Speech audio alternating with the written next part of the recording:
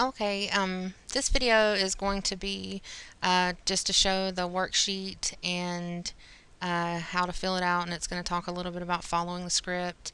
As you see, with every call that you get, a script is going to pop up. The scripts will be different depending on the agent that we're working for.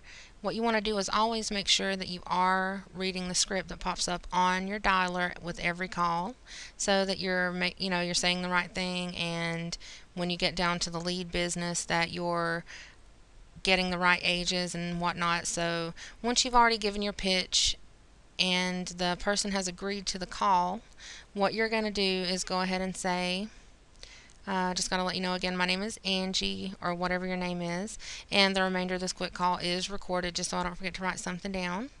And you do not have to press the record call button because the calls are automatically recorded. So you just go ahead and let them know that you are recording, and then you continue on to ask your questions. This particular script, the first question is, because pricing is based on age, may I ask your age? So what you're going to do is go ahead and press Start Worksheet.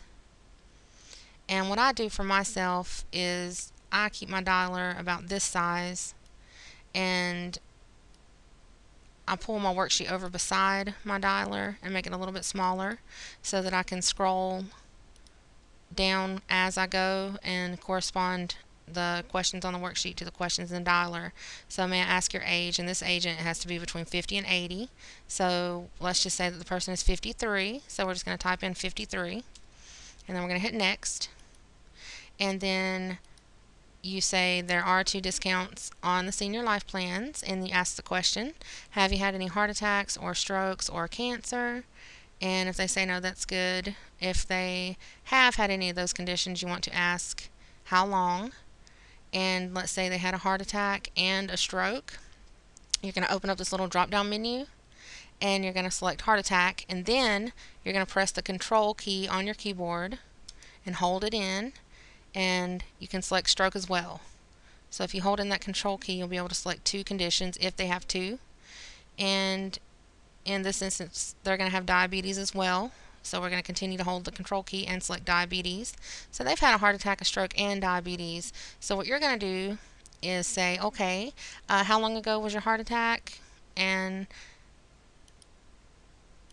after you hit next, you can say, how long ago was your heart attack? And they're going to say 3 years. So you're going to say 3 years.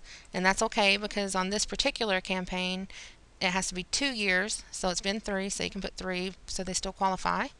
And you're going to make notes. So it's 3 years for the heart attack. And then when was your stroke? 4 years ago. And then the diabetes, you can say diabetes, and you say, do you treat that with a pill or with insulin? And they're going to treat it with a pill, so you can say treats with a pill. So you want to make your little notes. If they have none of the conditions, that's even better. And you want to go to next. And you're not currently in a nursing home or on hospice or terminally ill. And they're going to say no. If they say yes to that question, unfortunately, they're disqualified. But in this instance, they're going to say no. And then the checking account question. You do currently have a checking or savings account. Yes. Okay, great. So if they have one, they're qualified. That's great. If they don't, you have to end the call, and they do not qualify. But if they do, you're going to go ahead and finish your worksheet. And that's pretty much it. And then you go ahead and verify their contact information. You want to verify their phone number. And what I do is I click on this general tab when I get to that part, and I verify the phone number from here. And if you need to change anything, you can change it here. And also, I forgot to tell you, I'm sorry to skip back to this, but you're going to go ahead and ask them when the best time to call is. Would it be the mornings, afternoons, or evenings? And this is at the beginning of the lead. And when they tell you afternoon or whatever, you type it in the comments. I forgot to go over that earlier. That's at the beginning of the lead. So you put that in the comments, and you can put any other comments in here that you want to. Like if they say, oh, I can give you my cell phone number, and you say cell is whatever it is. And then you verify their address. And if it's something different than what is on the dialer, you're going to change it.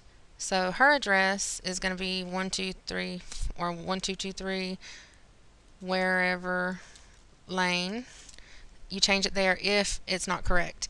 And is there an apartment number? You always ask, is there an apartment number? If there is, you're going to add it, number 45. You want to make sure you get all the information. And if you're speaking to someone other than who is listed, for instance, if you called to speak to Victoria but she's not home and you're speaking to her husband, then you're going to just go ahead and, let's say his name is Larry.